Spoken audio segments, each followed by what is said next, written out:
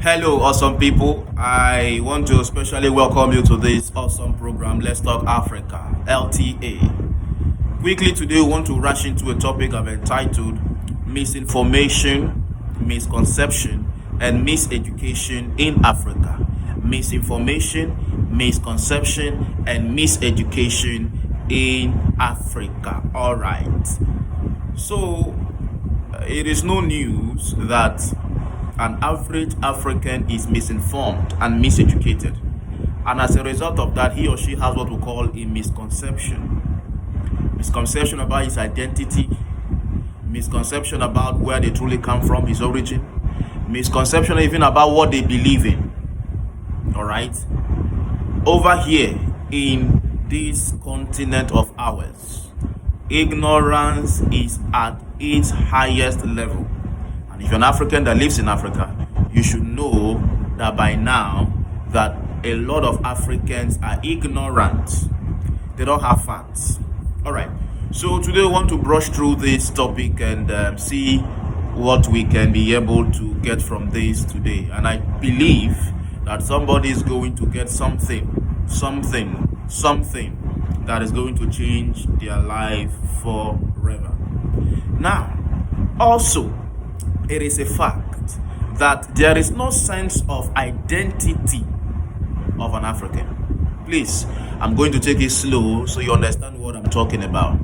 Africans have totally lost our sense of identity. And this is very, very dangerous. Stick with me because there's a whole lot we are going to cover today. The sense of identity is missing in this continent, and this of course is as a result of our past history, which many are not aware of. Now, it will shock you to know that an African that schools in the USA has better sense of identity than the Africans that school in Africa, the motherland. What do I mean? Now, watch an average African that was bred in Europe or in America or any of these developed countries. They have what we call a sense of identity.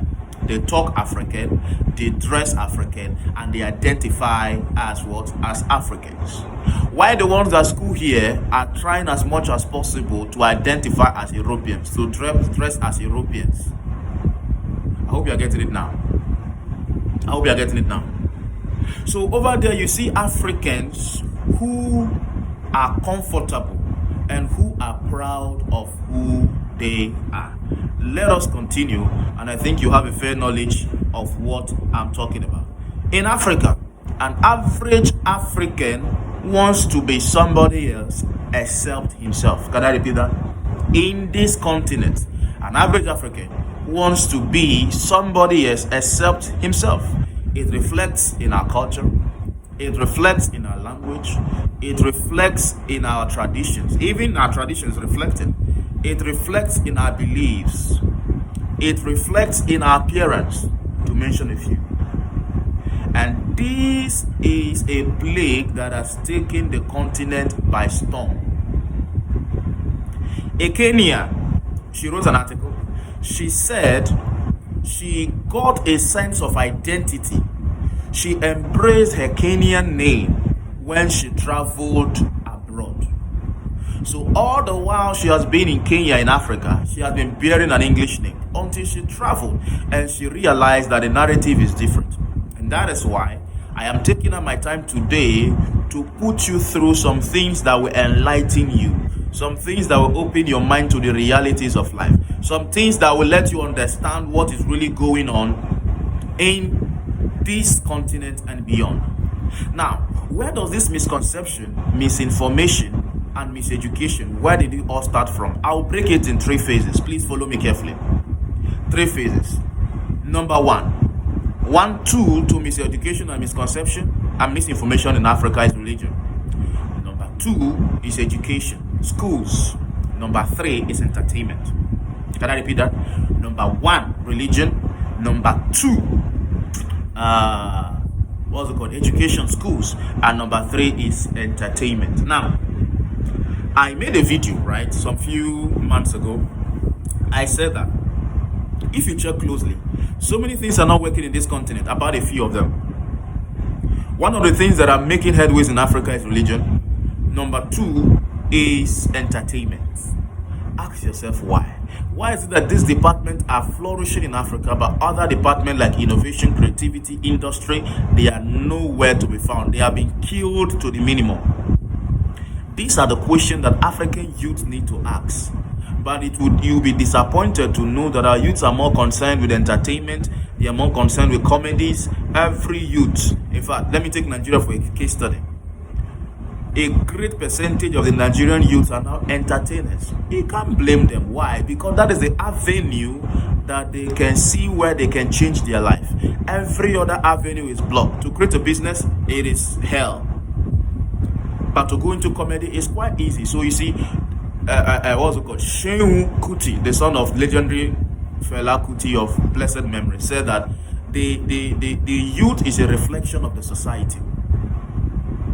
Now, the behavior of the youth is a reflection of the society. You travel abroad, they behave differently. You come here, they behave differently. Why? Because of the society they find themselves in. And that is why an animal in the zoo behaves differently than an animal in the wild or in the forest. You know why? Because the conditions are different. The social structures are different. So this is of great importance. In this continent, we kill dreams, we kill visions, we destroy innovation. So these three tools play important role in the miseducation and the misinformation in Africa. An average African youth lacks information, lacks vital information. And when he or she gets information, he or she gets the wrong information. And this is a fact, a proven fact. And that is why the old saying that if you want to hide anything from an African man, put it inside a book, he will not discover it because he doesn't read. I find that to be insulting. And that is why the time has come that we need to change the narrative. The time has come that we need to be what we have been created to be and not trying to be somebody else. So I'm going to tackle the tools one after the other. I say religion, education, schools, and entertainment. So I'm going to start with religion. Religion, all right, plays a vital role in the miseducation and misinformation in Africa. Somebody asked me why. Religion, I say it with all sincerity and all confidence, plays a major role in the misconception, misinformation, and miseducation in Africa. Follow me carefully because you like to hear what I'm talking about right now. You know, when it comes to religion, people are too,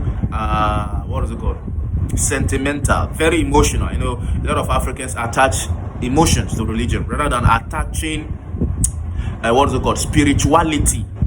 They attach emotions. A lot of religious people in Africa are just emotional about their pastor, emotional about several things, emotional about their prophet. And when they perceive that you are insulting their religion or insulting their prophet or the figure of their religion, they can attack you, even up to the extent of killing an individual because of the so-called blasphemy. All right. So please understand that the primary aim of the missionaries in Africa was not to bring God to Africans, because I can tell you for a fact that Africans knew God before they came. They did not come to bring God to you. They came to take your gold from you. Two different things. Can you follow me carefully? The primary purpose of the missionary in Africa was not to bring God to Africa, but to take gold from Africa. Wonderful. What do I mean? Do I have facts? Do I have evidence? Of course, I have facts and evidence, and I'm going to go through them so you understand exactly what we are talking about. The missionary came for colonization agenda. That is why they were sent. You don't need to be sentimental. You don't need to be emotional. Okay? Open your mind to understand what I'm talking about. They came to push the colonization agenda. They came to push the colonization agenda, and I can repeat that. They came to push the colonization agenda. What does that mean? They came to steal. But to steal from you, they need to deceive you. They need to confuse you. And that is why they had to send some of their boys to come and accomplish this, that. Now, let me give you an example. Now, in those days, the Catholic Church, do you know we have what we call Christian names?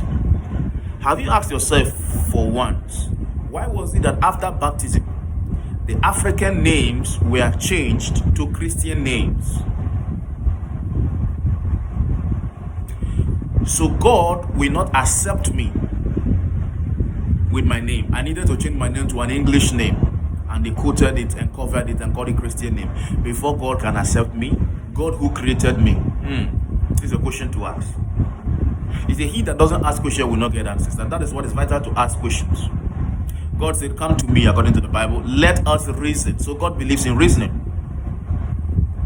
So they changed African names to English names, let me be precise, and they said it is Christian names. After baptism, it was a must. Do you know there are some dioceses and some Catholic churches that if you do not agree to change your name to an English name, you will not be baptized. And they brought the fallacy that for you to be baptized and accepted in heaven by God and make heaven at last, you needed to change your African name, your sense of identity, your name of origin to an English name, so that God can accept you in heaven. So without the English name, you couldn't go to heaven. And many Africans bought into this. So at the time, those days, if you had no English name, it means there was no heaven for you. The Kenyan lady wrote about this. So in Kenya as well, they believe that without the English name, you're not going to heaven. And that is why many Africans had to embrace that. Secondly, in those days, during the colonial eras, when you seek jobs, they were in control of businesses and everything. So they were employing Africans. When you seek job, they ask you of your Christian name. And if you don't have the Christian name, the possibility of not getting the job is high. They'll give it to somebody who had a Christian name. I'm talking about English names like John, James, Matthew, Esther, Deborah, and the rest of them. What was the essence of changing the names of Africa? To take away your identity. A man without a name does not have identity. A man without a name does not have an origin. Can I shock you? In the Bible, when what's his name? Jacob wanted to pray. Do you know he referenced his forefathers and his fathers? Because he wanted God to know that he knows his origin. So he will say, God of Isaac, my father, and God of Abraham. Abraham was his grandfather. The man had to reference his ancestors. He referenced his name. Okay? But over here in Africa, you are taught that your ancestors were evil. So you don't even mention them at all. So the covenant God had with Abraham, his forefather, was established down the line because he came from the same lineage and he had a trace of his identity. And they changed your name. Why? They changed your name to disconnect you from your roots, to take you from your identity. Because a man without identity is useless. And that's why they changed your name. And today we proudly bear the English names. James, John. Now if you check closely, from a few months ago, my English name is Lucky Star, right? Given to me by my father. But when I understand these things and I got the light of what the agenda was, I changed my name to my local name. If you check my what's it called? My Facebook name, you see it has been changed. These things were very intentional, but many of us can't see. Taking away your name is taking away your origin, your identity. Now I was telling some people, if you meet somebody in the US and his name is James and your name is Matthew, where is Matthew from? Is he from England? Is he from Germany? Is he from where? But if your name is Kwame and your name is Kwesi and you meet in England and there's trouble, you know that Kwesi is your brother. He bears your name. Your name is Chinedu. Your name is Ikenna. You meet, you realize this is my brother without asking any question. But when you meet Matthew, where's Matthew from? Is he from America? Is he from Europe? Is he from England? Where is he from? The sense of identity is dying in Africa. And our so-called rulers are doing nothing about this. The youth are not informed about this. Most are misinformed. All right. Let me give you a little background of my education. say so. A little background of growing up so that we can continue with what we have here, because we have a lot to talk about today. Now, growing up, I was born in my grandfather's house, right? I and my elder brother. So, in my grandfather's house, all we spoke was our language, our local language, Oba. And it's a fantastic language, right? So I grew up not knowing how to speak English because it was my language, the Oba language we spoke in my father's house, which is my grandfather's house. He had a room in my grandfather's house before he later moved to his apartment. Okay, so that was what I grew. I never knew how to speak English. My English was very bad. I had no knowledge. So we moved from my grandfather's house to my father's apartment, and eventually I had to go to school. And I was enrolled in primary school, and that is where the whole game changed. Okay, now when I went to primary school, I was flogged for speaking my language. Listen carefully. I was flogged for speaking my mother tongue. Do you know what that does to your mental stability? Do you know what that does to a child? For beating a child, so my crime was identifying with my people by speaking my language. Who flogged me? My own people. The crime I committed was speaking my language, and because of that, I was beaten by my own people who spoke the same language like I do. And not the funny part, the same teachers that beat me for speaking my language, they called it vernacular in those days. When they go to the staff room, you catch them speaking the same language. And I begin to reason. It's not the same person that beat me for speaking the language, he's speaking the same language. Wow. You see how African kids are trained in injustice, because it's injustice. If you know you are going to beat me for speaking that language, then you yourself should not speak that language. So as a child, I grew up with the notion that my language was only good in my house. But when I stepped outside my house, I needed to speak English. I never knew English was a language. I thought English was was the only way out. That's what I thought. I had to go and learn English. I had to start reading books and studying some tapes and learn how they speak this English. And when I started speaking English, I was accepted in school. I wasn't beaten anymore. Do you know it got to a point in secondary school when you speak your language, where they write your name and they submit it to the teachers and you are beaten? My goodness. Wow. So I realized the only way I had to survive was to speak this language, not even knowing it was a language, the English language. And that was it. In secondary school, I had some guys who were not really good in English. And we used to laugh at them because we thought that we are better because we could speak a foreign language. So we were trained to believe that our language was secondary, was inferior, and the language that stood out was English language. And today, many people, Nigeria is a different board game. Ghana, for instance, I like the fact that they have embraced their language and they speak their language to a greater extent. I'm talking about the Chi language spoken in greater parts of Ghana, right? I love it. Ghana has a little sense of identity as compared to Nigerians. So we have to speak English by fire, by force. If you don't speak it, you are in trouble. Wonderful. Meanwhile, a child in China schools in his language, learns in his language, builds machines, is creative. We have to go and employ them. The people who don't speak English, we go and employ them to come to Africa to build bridges for us. I know the funny thing, sometimes we need an interpreter to interpret their language for them. So the English was not relevant to them. Without English, they're still doing well. But over here, if you can't speak English, you are limited to the maximum. And these are the narratives that we need to change as a people. For crying out loud, the time is long overdue. So if you couldn't speak English in our secondary school those days, we laugh at you, we mock you, and a whole lot of things. Do you know it got to an extent I totally forgot how to speak my language and I had to stick with English. It was recently that my understanding grew. I had to go and relearn my mother tongue. It is that bad. It is so bad and it's so dangerous, taking away your sense of identity. Your sense, and that is why an average African is confused. He doesn't know if he's English, he doesn't know if he's an American, he doesn't know if he's, because he's confused. Look at this now. A Chinese can live in America for 50 years, and when he speaks, he still speaks with a Chinese accent.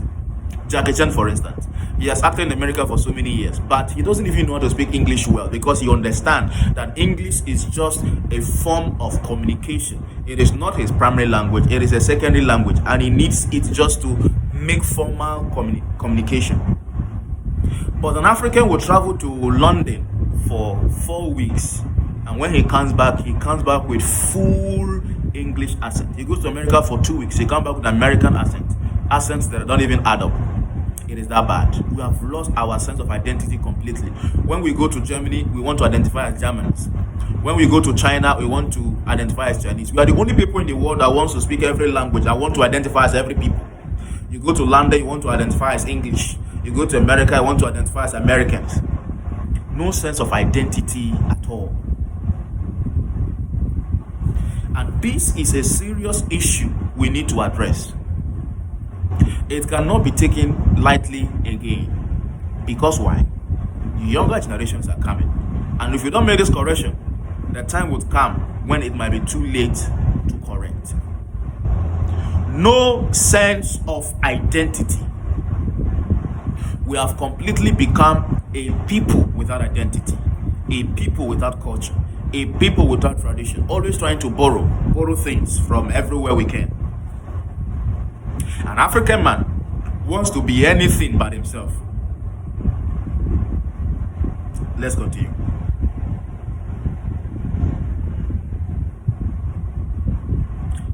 In those days, to be accepted in churches, you needed an English name, or what we call a Christian name. So if you're not answering Matthew, you're answering your local name. You're not answering Matthew, you are not identified. It means you are not really saved. So to be saved in those days, you needed the Christian name, an English name. Wait, do you think the English like you that much? They want to give you their names. They love you so much, they want you to answer their names. No, it was a reason to take away your identity, to take away your person, to take away your origin.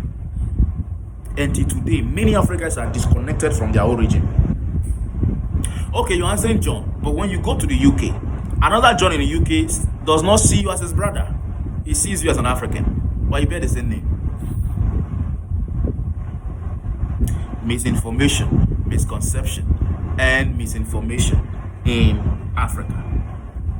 Another thing they did with religion in Africa was telling you that your forefathers were evil and they never knew God. They were evil. Okay, let me give you an example. In the Igbo tribe in Nigeria, alright, the Igbos, an average Igbo name has Chi. Chi is Almighty God, the creator of the heaven and earth. It has Chi in it, like God in it. For instance, Chinedu, God leads. Chioma, Chijoki, Chibuzo. God. Africans are godly people. And that is why it reflects even in our traditional names. You have Chi everywhere. And these people came and told you that your forefathers that named you Chizoba doesn't know God.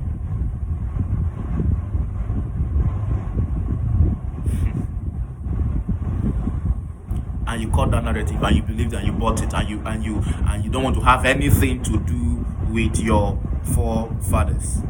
They say they don't know God, they are evil, and that's the reason why you're suffering and you believe such nonsense. They only did this to disconnect you from your roots by rejecting your ancestral lineage. God of Isaac, God of Abraham, God of Jacob, they pray with their ancestors, but they told you that yours was evil and they were worshiping Satan. So you must disconnect from them in order to connect to God. So God had created African people. For him to accept Africans, we needed to be somebody else. We needed to be Europeans. And that is why even at churches today, churches prefer when they wear coats, the European attire, rather than wearing the African attire. Some churches don't even let pastors to dress in the African attire because that's not the way to identify. If you need a coat and a tie to identify with God. So they wanted you to disconnect from your ancestors and your ancestral lineage.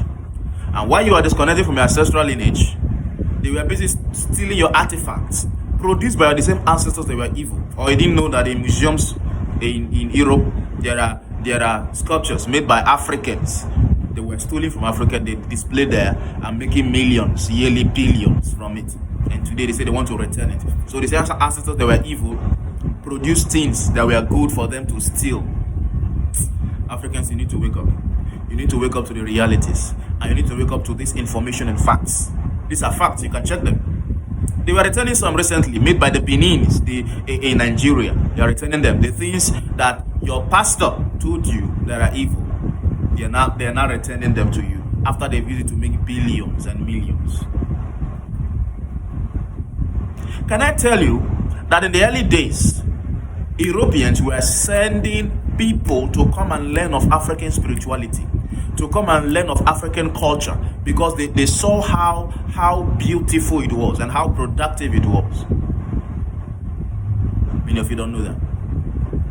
So after they learned and they got the knowledge, they came and destroyed it, destroyed everything, destroyed it, destroyed your history, fed you with all manner of nonsense, and we bought it, and today we're excited when you're wearing a tie. Now, if you don't have the things produced by Europeans, then you are not satisfied or you are not wealthy, and that is a measure of wealth and success in Africa. You needed to get a Louis Vuitton shirt, you need to get a Rolex watch, you need to get an Italian shoe, you need to get a German car, you needed everything that is foreign, you needed to get a Chinese TV, and so on and so forth. You need a Samsung TV. If you don't have an iPhone, then you are not well to do. And this is how we measure success in Africa. An average African does not think of producing, he thinks of he thinks of consuming. We are consumers, you're not producers. Don't produce, just consume. Our billionaires, what do? They consume. They don't create anything, just consume. The young ones are learning to consume. So if you don't have a car, you don't have a house, you don't have nice clothes, you don't have one or two things that are produced abroad, then you are not successful, because this is our yardstick for measuring success. And we are so comfortable with this kind of stuffs. So when will we produce things that we use in the US? When are we going to produce things? Can I tell you that Malaysia, they are one of the world palm producers in the world. They got it from Nigeria. Nigeria supplied it to them in the 80s and the rest of them. So you see how dangerous it can be.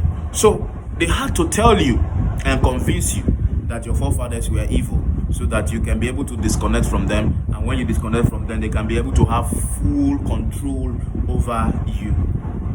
Another narrative that was said in the churches and that was brought by the missionaries were that only poor people make heaven. So if you want to make heaven, you need to be poor. You need to not like the things of the world. You need to reject everything around you. Don't care about the gold, the silver, and everything, because heaven is the goal. And while you close your eyes to pray to God, they stole your gold, and they stole your silver, and they stole your diamond, and they stole everything.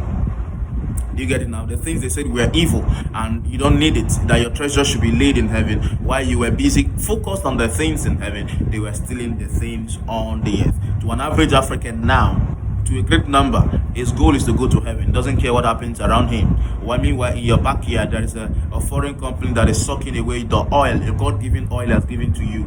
I'm talking about crude oil. And we are so cool, so happy, so comfortable with it because we want to go to heaven. Can I shock you? Heaven is not even a destination, because at the end we are coming back to the earth. The Bible says, I'm going to make a new heaven and make a new earth, and Jerusalem shall descend on the earth. Blessed are the meek, for they shall inherit the earth. Which earth are they talking about? This same earth. We'll go to heaven for a short period of time. We are coming back to the same earth that you are rejecting because you want to go to heaven. And while you are so focused in heaven, somebody is stealing your gold and stealing your oil and stealing everything. The person that told you that these things don't matter. Go to America, you realize that those things matter.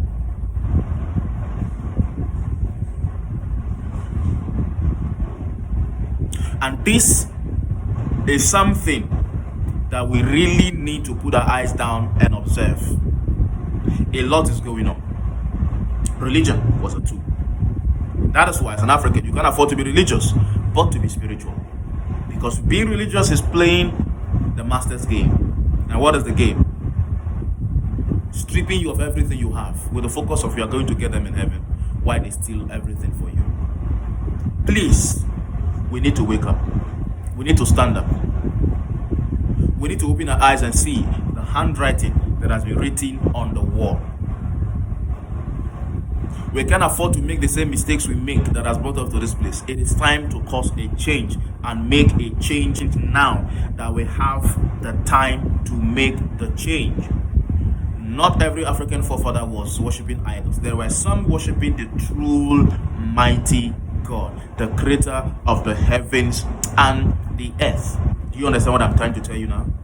Africa is blessed beyond imagination. This is the most blessed continent in the world, yet the poorest. We have everything it takes to have the greatest nations on earth, but we have ignored them with the aim of getting things that are in heaven that we can't see with our naked eyes. Meanwhile, the things we can see, we are neglecting them. It is time to cause the change that we need.